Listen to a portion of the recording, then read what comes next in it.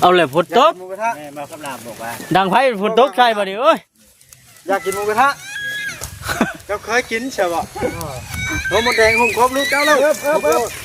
โอ้แต่เอาแม่น่ะเบานั่นเปิดโบก้าไปจี้เด้อ ปอดโถมาเลยพี่น้องเอ้ย บ่ไปทู่ เจ็ด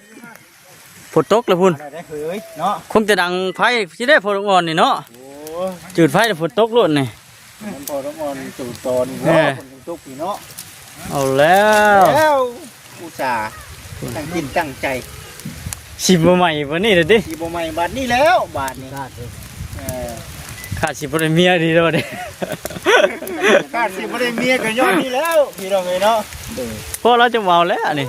หน้าตกมาดีพี่น้องเอ้ย เขาห่มได้ไป ไปไปไปไป ไปอยู่พี่ ไปไปเอาลูกเจ้านะ ไปไว้มาให้เฮ้ยอันนั้นข่อยได้จ้ะ อยู่พุ่นโอ้ยนั่งชมอยู่ในอันกระต๊อบว่าข้างหลังเป็นใกล้เข้าไปต่อกระทานบ่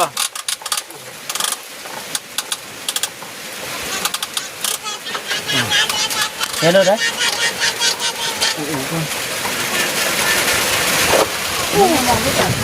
คนมันจะที่ว่าทุกบอกเขาละขอไปพูดกันเด้อให้เราหนึ่งข่าวก่อนพี่น้องเลยเนาะมิแต่ว่าเป็นแช่งที่แหละถ้าบอกครับมันสิไปก่อนพุดตุ๊ก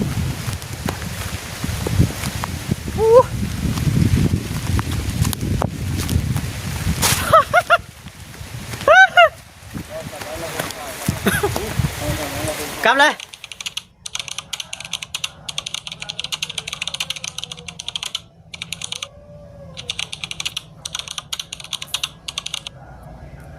จังงามใน พี่น้องพาสบายดีเด้อพี่น้องเด้อ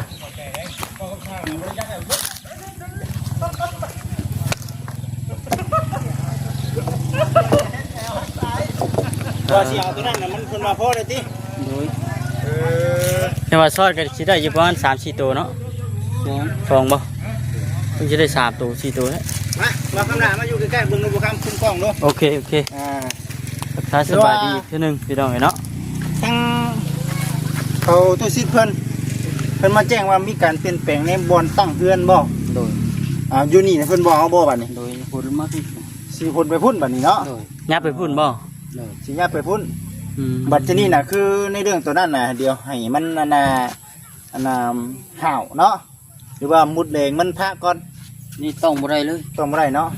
ใบมันยังอันน่ะเขียวอยู่เด้พี่น้องเนาะ มันแดงหลาย มันแดงยังได้เดี๋ยวให้มันพาทายไปเองเนาะ แม่น โดย ตอนนี้เขาก็ถือว่าได้พากันเก็บไม่เก็บตอกไว้เป็นที่เข้มห้อยแล้วล่ะพี่น้องเลยเนาะ แม่น เรื่องของน้ำสำเร็จแล้ว โดย ขุดหลุมของน้ำสำเร็จเด้อพี่น้องเด้อเนาะมีแต่รอทางบอบอสเพิ่นดำเนินการในเรื่องของน้ำทางเขาบะเวียงตุซิดเพิ่นดำเนินการเรื่องขึ้นเรื่องซาน แม่น ว่าสิเอาเสามาเสาเพื่อนเสาซานนั่นแหละแต่ว่าในเรื่องงบประมาณในการสั่งเพื่อนสั่งซานนี่ก็ยังบ่ทันได้พอเทื่อเนาะแต่ว่าค่อยเป็นค่อยไปติดตามเนาะผู้รักผู้ใหญ่เพิ่น โดย ช่วยเหลือเข้ามาพี่น้องเลยเนาะถือว่าสำเร็จแล้วพี่น้องตัวนั้นนี่คือสิปล่อยไว้ให้เพิ่นเลยเนาะตัวนั้นเนาะ โดย ตัวปลายมันได้ใช่ ตัดมาแล้ว เพิ่นเฮ็ดละขั่วก็ได้เลยเนาะ มันอดทน บ่ทนบ่ โดย แต่ว่า พอดีคิดพื้น ปิดพื้นเนาะ ไม่มันอ่อนเนาะ ตัวย่างบัดลายชับพี่น้องเอ้ยเนาะ จุงไว้แต่ตอนใหญ่นั่นแหละ เป็นแดนเนาะ โดย ตัวนั้นเป็นแดนตัวนั้น อันนี้เสียขี้จูดบ่ตัว มั่งแล้วบ่ตัวน่ะเฮ้ยพอจูดได้บ่ลองเบิ่งบ่ พอแล้ว ไป จูด ลอง ปะ เบิ่ง ปะปะ มาพี่น้องเอ้ยพอดีบ่จิตเลยแหละเอามืออยู่หันแล้วมาพี่น้องลองเบิ่งดูจุดกองที่ห้าง คำน่ะจูดแล้ว นี่เบิ่งก่อนยังมีนี่อยู่เนาะใบย่างพี่น้องเอ้ยเนาะนี่เป็นย่าง นี่บ่คำละนี่เหรอนี่ขาวๆนี่ มาลุ้น ไปจูดนี่ติดคักได้ตัวนี้ แต่ไม่ยังคือว่า ตัวโมเมนต์ตัวมันยัง อ๋อโมเมนต์พอสุดที่นี่ไม่แดง ตัวไม่แดง ไปลองดูติดกองที่เหนือแล้วพี่น้องเลยเนาะบ้านนี้กระไพติดธงกระไพหนึ่งข่าวบ่หรือว่าเจ้าหนึ่งข่าว คุณแล้วหนึ่ง เขียนกับให้หนึ่งข่าวก็อยากชื่อเมื่อยุคก่อนก็ได้ ไปก็อยากชื่อมืออยู่เนาะ แม่น มีแต่แกงกระเพรา เอ้ยมันใช้งานได้เบิดกวนอยู่บ่กระไพเนี่ย ใส่งานได้ คือเอาหลายใช่ไหมเบิ่ง นับเบิ่งปอตัวเก่า เจ้าเอามาให้มันหนึ่งเข่าว่าเจ้าคือกรุกเรียแท้นี่ฮะ เจอของลับแล้ว โคตรโพ ปอตัวใหม่ตัวเก่า เฮ็ดใช่จะข้าวตะกี้บ่ข้าวตะกี้บุมีเนาะข้าวตะกี้บุมีกระไพเลยพี่น้องเนาะ คนมายืนเอาหมดแดงเปล่านี่ แม่นี่ดิโอ้โอ้ยคักแน่ดิเอ้าเนาะกระพื้นกระไพโพดโพดิพี่น้องเลยเนาะ ใช้งานได้ไปก่อนบ่นฮะ โอ้ได้เบิ่งข่อยสิเซ็กกระไพเจ้าก่อนโอ้ผ่าน โอ้ผ่านอยู่พี่น้องเลยเนาะไม่ยังเลยดิผ่านยังบ่คำละหมายถึงยังดิ ผ่านจูดไปเฮ้ยนะ เฮ้ยนะ เอาขี้เหนียวมาตื้น โอ้เดียวคืนไปเลยนะ โบนัสจูดยันเลยตัวนั้นก็ได้โอ้ เอ้ยบ่าวบดเอ้ยเนาะ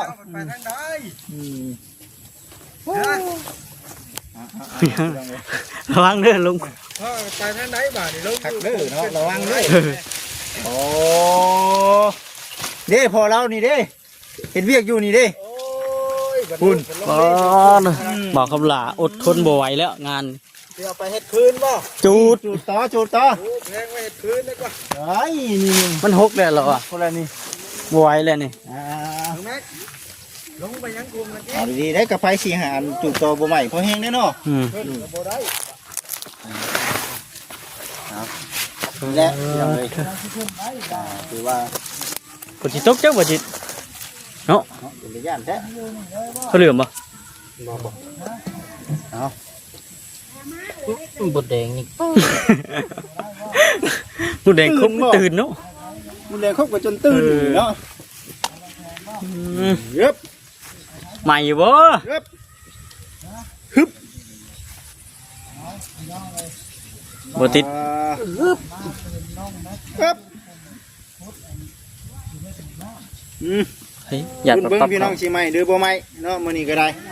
ทั้งบ่าวคำลากำลัง จูดขี้เหนียว จุดขี้เหงื่อเอามันตอนนี้มันแห้งอยู่เด้ถ้าหากว่า บ่ติดซ้ำโอ้ย ติดบ่ติดนี่ ว่าคำลาเอ้ยจะต้องไปเรียนวิชาใหม่ เฮ้ยเอาดีๆดิสีหมอดบ่ดูบ่ บ่ติดดอกกระเบิ่งนะ ติดหลังกระเพราบดจะสองกับ ติดแล้วบัด ติด ใหม่ บ่จ้ะบ่ ใหม่อยู่ ใหม่บ่มั่นใจบ่ว่าใหม่ ได้อยู่ ตำรานี่น้อยหนึงก็ได้ ไฟบ่ให้บ่แดงแล้ว เจ็ดดี เอาใหม่ดีเด้อพี่น้องเด้อถือว่าถ้าให้มันมั่งถ้าให้มันอันน่ะใบห่าวแบบนี้แหละเราสามารถตัดฮอนมาจูด หาโอกาสที่แล้วเนาะช่วงไหน กินใบตองแบบนี้นะเขาท่าคือแบบว่าเข้าไป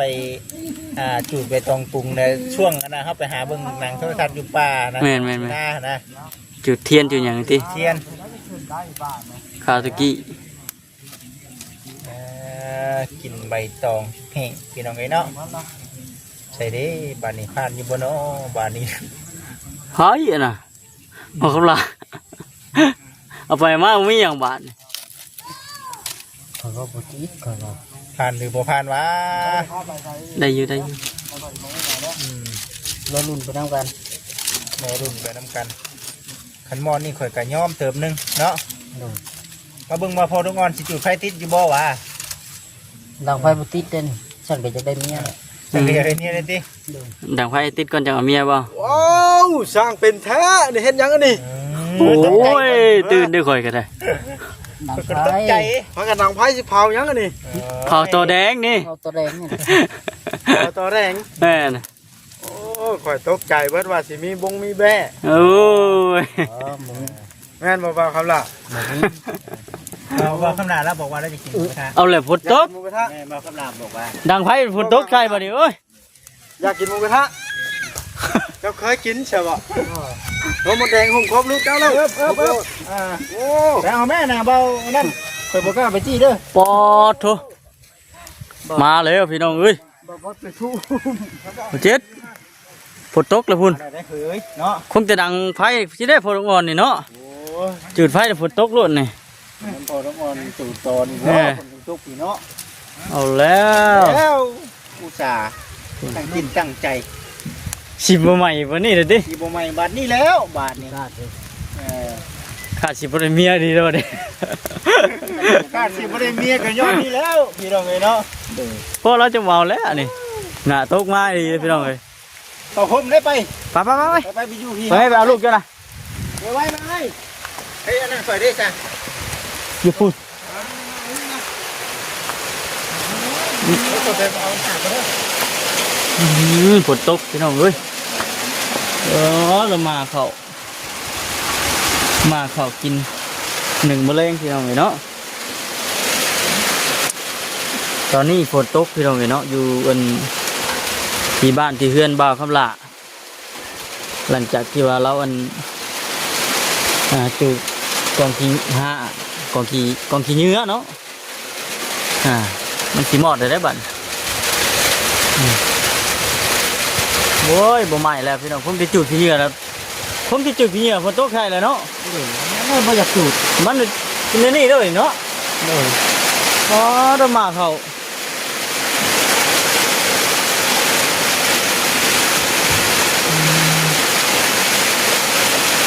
เอาหอมเงินลาดจะมองเลย บ่ฮะ จะมองเลย 5 โมงที่1ข่าวบ่ 3 โมง 5 โมงสิข่าว6 โมงเลยนะหนึ่งไหม ไม่ได้เลย หาไม่เนาะมาตอกกาดเขาได้นั่งจะว่าคักจะตอกเนาะ อุ่นกัน ตัวเตียงก็นั่นเอาไปป้าพูดหน่อยดิเนาะอันนี้ก็จบจากอันนี้ก็แม่นเมื่อเลยล่ะพี่น้องเราทำมาคำกับบอจิตกันเลยฝากคุยกำลังใจให้เด้อพี่น้องเด้อเนาะเข้ามาเบิ่งมาชมแล้วก็เข้ามาคอมเมนต์ให้กำลังใจให้เนี่ยติดตาม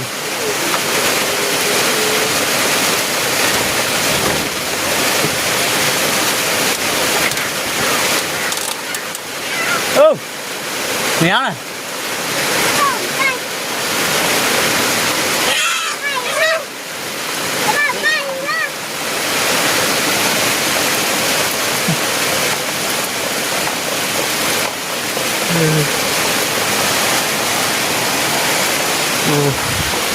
เรากำลังชิหนึ่งเข่าพี่น้องเลยเนาะ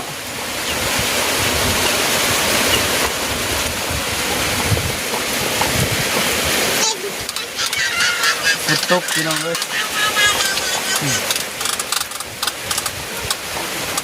โอ้ยนั่งชนอยู่ในมันก็ตัดว่าข้างหลังเป็นใกล้เข้าไปต่อกระทานบ่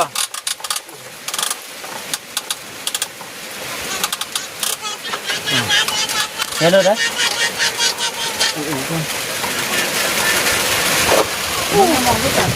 คนมันจะเชื่อทุกขอเข้าละขอไปพูดกันเด้อให้แล้วหนึ่งข่าวก่อนพี่น้องเลยเนาะมิแต่ว่าเป็นแช่งขี้แหละถ้าบอกครับมันสิไปก่อนพุดตุ๊ก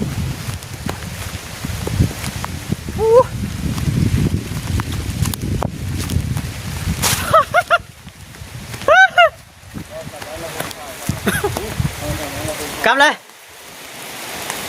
กลับเลย ไป เปิดกระชิกลับแล้วป่ะเนี่ยป้าประแจนอยู่นี่แหละ สบายดีเด้อ ดี ยังไม่ได้ถ่ายอยู่นี่ อ๋อ ถ่ายทิม ทุกคนชิเมื่อก่อนได้ป่ะ ฮะถ้าฝนเนาะถ้าฝนจะดีลงเอ้าไว้สักคนสิเมื่อไรว่าวันนี้ เมื่อแล้ว เมื่อป้าขอพ่อวันนี้ ป้าแล้วป่ะเดี๋ยวจะมาน้ำหลัง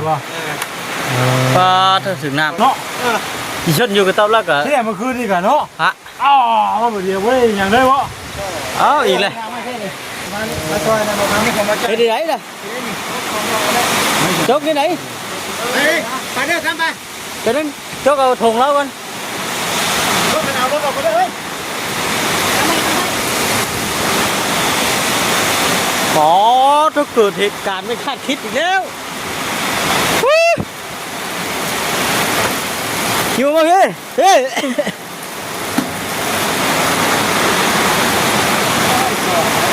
น้ำเจ้าหน่อย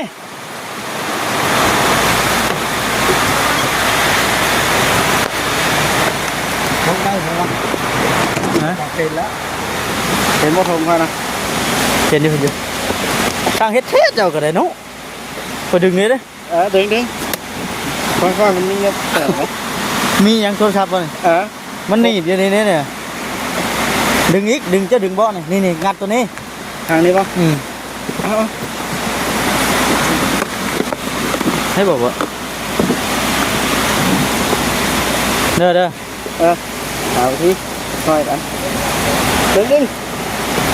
คอยออกก่อนงานดิ ทางเหมือนโอ้ย โอ้ย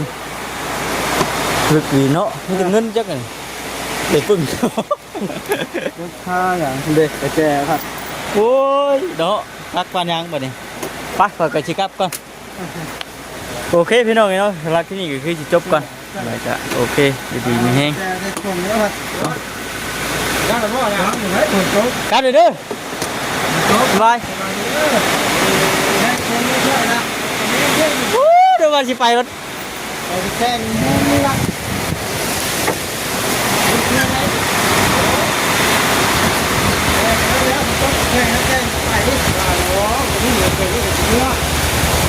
ไปเลยไปเลย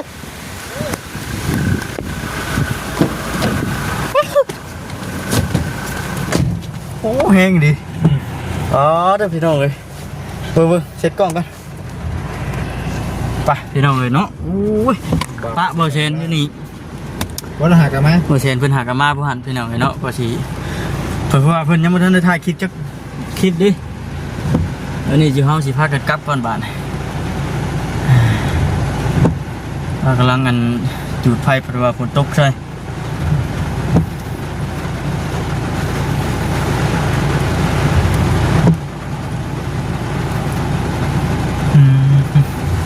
เองแต่เรื่องนี้เขาอยู่ในรถบัดคือแบบนึงพอดีแล้วล่างรถบัดจิตเดินมีแติกี่ตุ่ม ดูดิ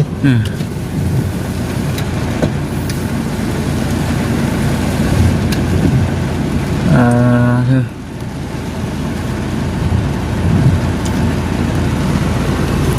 มันมีแนวมาอันเสื้อผ้าบ่าวคำลาได้นี่ ไม่ได้ โมเมนต์เนาะออกกระจก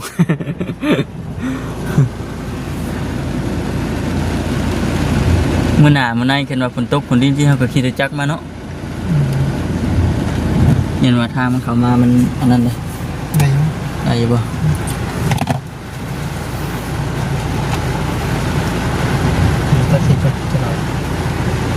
ไปแล้วโอเคพี่น้องไอ้น้องคลิปนี้ก็ชิจบก่อนพากันกลับก่อนเด้อวันนี้พี่น้องไอ้เนาะสำหรับคลิปนี้ก็